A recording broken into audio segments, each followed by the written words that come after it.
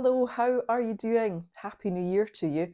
Is it still okay to wish you Happy New Year? I don't know, there seems to be some unwritten rule about how far into the new year it can be before you stop wishing people Happy New Year. But I haven't seen you in a couple of weeks, so Happy New Year to you all. So, how was your Christmas? Here we are after all those weeks of planning. It's all over, but a fading memory. And yeah, I'm back here to do a bit of a debrief in this video. So, how did it go for you? How was it? Did it all go according to plan? If not, well, it never does it? So, how was my Christmas? Well, if we were to use a kind of sporting analogy, it was a game of two halves. So the first half was brilliant right up to Christmas. Christmas Eve, we went out for a lovely meal, just immediate family, five of us. My husband, two boys, oldest one's girlfriend. It was lovely. Christmas Day, we had all the family around. Everything went pretty much without a hitch, according to plan. We had a really, really lovely day. Boxing Day, so day after Christmas, my youngest son started feeling a little bit unwell. He came down with something. A couple of days after that, my elderly dad sadly came down with the illness as well, ended up having to be admitted to hospital. My husband and I came down with it. Thankfully, my dad is doing much better, and I always kind of wonder how much to share on here. There's certain things in everybody's life that they're not going to share publicly, but I think it's probably important, to sort of share some things. Now, my dad is 86. He has Alzheimer's at a fairly advanced level, and he lives by himself. After we lost my mum 2 years ago, past Christmas, to a very aggressive cancer, and it was all very sudden, and she was the healthy one. And the reason I feel that I wanted to share that is that I know that so many of you are finding yourself in this kind of season of life as well, where you're still kind of trying to support your kids in whatever way you can, but so many of us are caring for older family members. And so I did wonder, whether to share that information or not, but I just thought it's worth sharing so that you can see exactly where I am in my life too. And I bet we've got lots in common. I bet there are so many of you that are juggling that in your life just now, trying to support an older family member too. So all that aside, Dad ends up in hospital. He's doing so much better, not quite home yet, just a couple of things we need to get in place to support him when he comes home, but we're very nearly there. So, as I say, Christmas in two halves. Brilliant up until Christmas Day. It all kind of fell apart after that. We had to rejig our New Year plans. Did manage to get away in the end with friends and had a really, really lovely couple of days away. But that's life.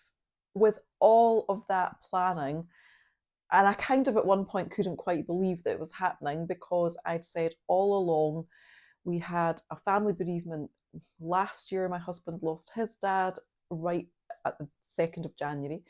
And so I just kept saying, I just want to get through Christmas. I just want to get through Christmas with everybody healthy and, no major dramas.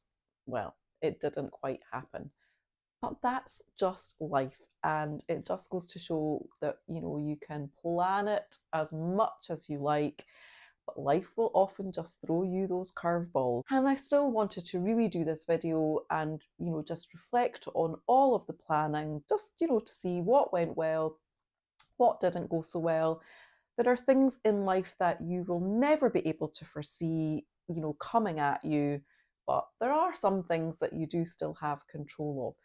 So, without further ado, and with all of that explanation in place, let's just have a look at the kind of reflective video and see what we can learn and take forward to next year.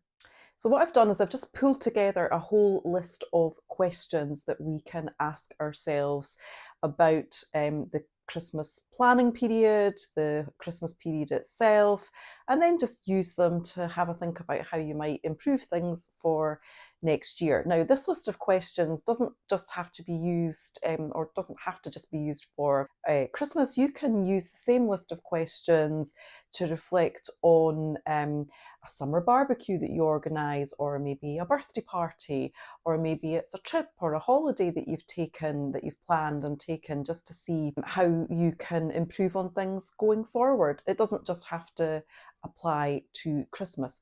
So I'll run through all the questions first, and then I'll jump back and answer them all for me, and then you can have a think about how they apply to you, and just see how you go. So first question is, how did your Christmas compare to your ideal? Now remember, right at the beginning of the planning period, one of the first questions that we asked ourselves was, if you imagine your ideal Christmas, what does it look like? Is it busy? Is it quiet? Lots of family, just by yourself, lots of gifts, does it contain sort of strong religious aspects, all of that. So have a think about that and see how your Christmas compared. Next question is just simply what went really well, and then what, if anything, went really badly. Then have a think about what aspects you would like to keep for future years. What things would you change? What aspects would you change in future years going forward? Have a think about what were the unexpected expenses. What were the things that kind of snuck up on you that you perhaps didn't budget for, or that just the cost surprised you? What took more time than anticipated? What, if anything, caused you undue amounts of stress? Have a think about that, because sometimes there will be things you can do about it, maybe there isn't, but are there things that you can do differently to eradicate that undue amount of stress? And thinking about the whole reason for doing all the planning was to try and have a much more stress-free Christmas. Have a think about what either recipes were a hit, or food items, or kind of food scenarios, different ways of doing things maybe. What was a hit and what would you want to take forward? Are there any decor items that you know that you need to replace for next Christmas this year as it is now? Things that you might want to make a little note in your diary for sort of September, when it all starts coming back into the shops again. Anything need replaced? What was your highlight of the whole Christmas season? Either in the planning stages or in the kind of couple of weeks over the whole holiday season. What was your highlight? And what was your low point? Even your low point isn't maybe super low, but what, if anything, was your low point? What was the best decision that you made? Again, either in the planning stages, or maybe you just made a call on something, in the middle of the holiday period. What was your best decision? And with the same thought process, what was your worst decision? Again, whether that was something that happened in the planning stages or in the moment, what was your worst decision? So with all of that, let's jump back to the beginning, and I'll answer the questions just for fun. So the first question, how did my Christmas compare to my kind of ideal thoughts of what it should be? So setting aside everything that happened after Christmas, for me, just thinking about the bits that I planned, the bits that I had control over, I would say it was pretty close. It was full of, lots of time spent with family and friends, having them all round the table. The day itself, Christmas Day, was pretty much ideal for me. So yeah, happy with that. Pretty close to my ideal Christmas. Next question, what went particularly well? I think it did all pretty much go according to plan. And I'm sort of thinking for myself about something that went unexpectedly well, and that was the decor around my front door. I kind of left it a bit late to start thinking about what I wanted to do round the front door. I had a wreath on the front door, but I had these 2 planters that were particularly empty, and I just thought, what am I going to do with these? Just to kind of make it a little bit more festive. So I watched some YouTube videos, got some inspiration, and I ended up just putting some twigs in them, burying some twigs, wrapping some lights around them, getting a couple of inexpensive wreaths from the garden centre, putting them on the front, and I loved it. And I will probably do something pretty much along those lines for next year. I got some offcuts of some kind of fir branches that I cut down from a tree that's in the garden, poke those into it just to sort of fill it out a little bit. But yeah, I thought it came out pretty well. And I thought it just made, a nice sort of inviting ambience for anyone coming to the house. So yes, that was my thing that I thought went particularly well, unexpectedly so, because it really was kind of thrown together at the last minute. And that's definitely something that I will take forward to next year. And what went badly for me, I would say there was too much food. There was an excess amount of food bought. I kind of did too much of the just in case, and we've got a ton of chocolate left, which we don't need, and we overbought the veg because I didn't think that through well enough. Too much veg bought for Christmas Day. Maybe if I hadn't been unwell, I maybe would have made a soup or something like that. So that just didn't happen. But yeah, I think I need to more carefully plan the quantities of food. I am a bit of a just in case kind of person, and I hate wasted food. And so I'd say that was probably the thing that went badly, if anything. So what aspects do we want to keep for next year? Again, two things actually. One is something that we've introduced last year, and that was the buffet serving of Christmas dinner. Again, worked an absolute treat, definitely keeping that going forward to future years. And actually probably will do that if I'm having friends round for dinner as well. If there's a huge crowd of us, that just worked well. The other thing was we switched up what we have for our Christmas Day breakfast. More of that in a minute. That worked really, really well, and I will definitely carry that forward into future years. And what aspects will we change in the future? Too many gifts, I think now. And I love to buy gifts, but my youngest turns 30 in a couple of weeks, and there's far too many gifts being bought for adult children. So that is definitely going to change for next year. Now, it might be that I kind of pull a bit of the money together and get maybe one sort of better gift for them. I think I'm still hankering back to the days when they were kids and I wanted them to have like lots of things to open, because that's what my mum did for me. But they're in their 30s. We need to get over that. I need to get over that. So that is definitely something that I will change for next year. And I've put it on here, so I'm accountable for it now. It's definitely going to change for this year. Next question, what were the unexpected expenses? I would probably just say the cost of food and drink this year. Groceries, I think it's the same the world over. Groceries, the cost of groceries has just gone up hugely. I think every single time I went to the grocery store or went to sort of top up on stuff, I was kind of, the total was running up. I was thinking, how much? Looking at this little pile of things that I had put in my basket or in my cart. So I think that probably was the biggest surprise, just the cost of the food.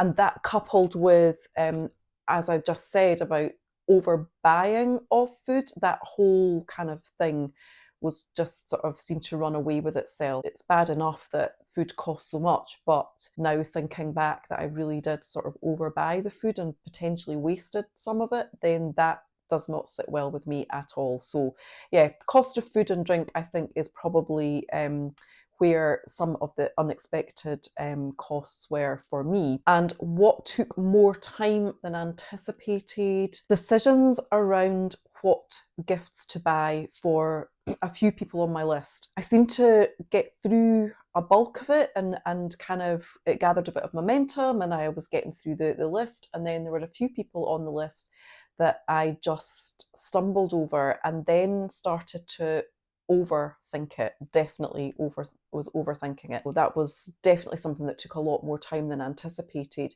The next question, what caused undue amounts of stress? The same again. It was the stress around what am I going to get for this person. I just allowed that to become stressful when it really shouldn't be. Buying someone a gift should be something quite joyful.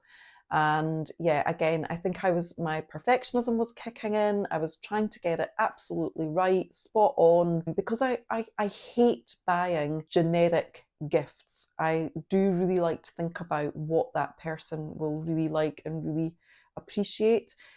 And so I think one way that I'm going to try and combat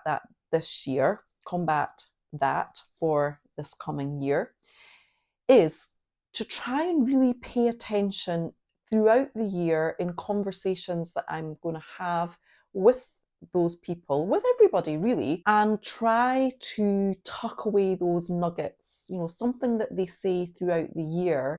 Sometimes you can hear something and you think, oh, that would be quite a good idea for Christmas. You think, oh, it's months away, I don't even have to start thinking about that now. But just to kind of keep an ongoing list, when somebody mentions something that they, love or are particularly into, and something that surprises you that you maybe didn't appreciate about that person, is just to tuck that nugget away so that you do have a lot more ideas for gifts when it comes to the end of the year. So which recipes were a hit, or which kind of food events were a hit? Well, for us, this year, as I mentioned, we switched up our Christmas morning breakfast. In all the years gone by, we've always done kind of a scrambled eggs, smoked salmon, croissants type thing.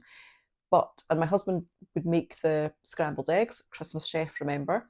But standing and making scrambled eggs properly requires you to stand over the stove and do it very, very slowly. You're stirring very, very slowly. Yeah, it takes a bit of time. And I follow on Instagram an account, Brunch with Babs. She's a bit of a phenomenon, so you maybe know her, but if you don't, then I would absolutely suggest checking her out, Brunch with Babs. And she shared a recipe that I remembered. Family in the US, it's a kind of regular one that they've done. I've loved and enjoyed there. And so it's a recipe where it's sausage and eggs and bread and cheese, and you kind of mix it all together, put it in a dish, it goes in the fridge overnight, and then all you have to do in the morning is take it out of the fridge and pop it in the oven. And I thought, I'm going to do that this year because it takes all the stress away from my husband standing over the stove and making sure that everything's ready at the right time.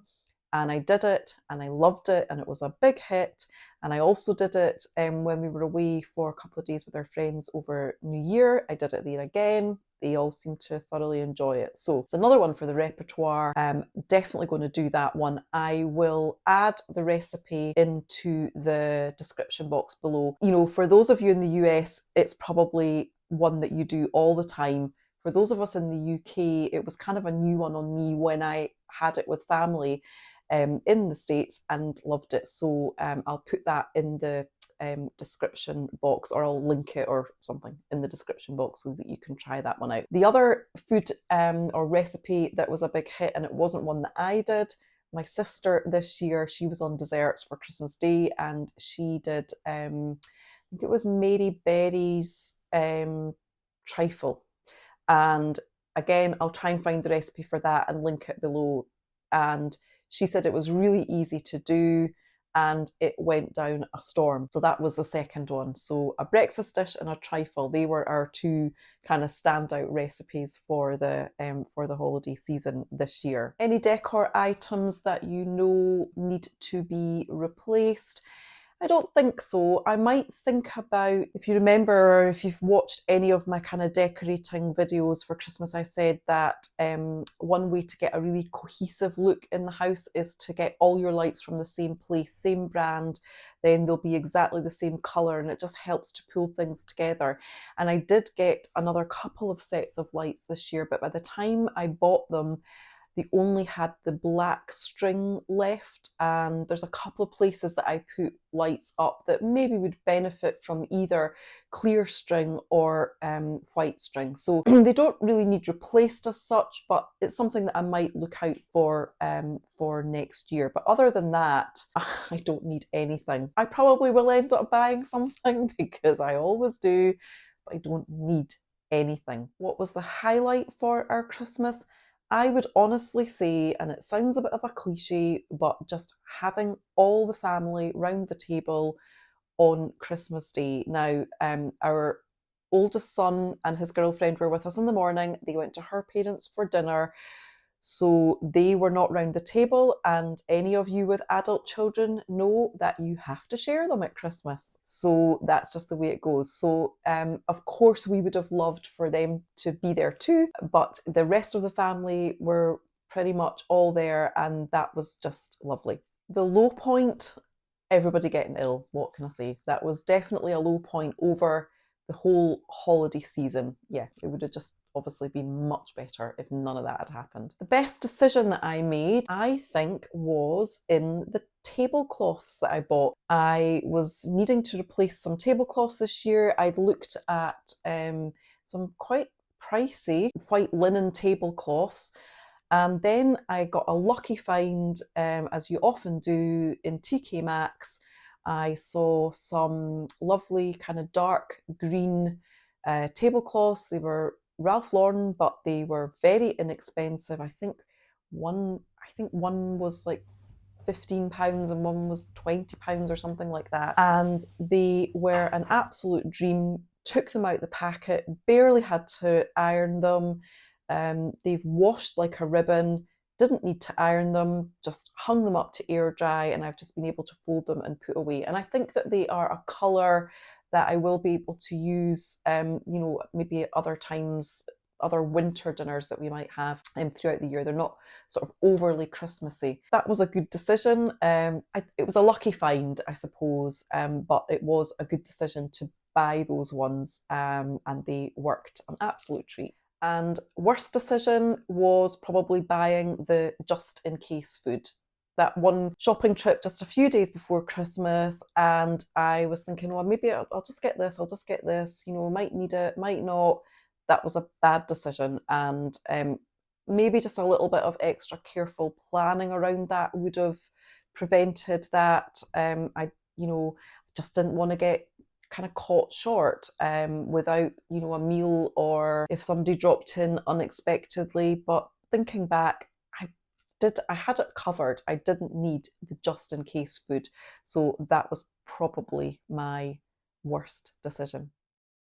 So hopefully you found that little debrief session useful. As I say, you can use it for all sorts of things, all kind of different events, from parties to holidays. I think it's useful just to spend a couple of minutes just looking back over it and just having a bit of a kind of period of reflection.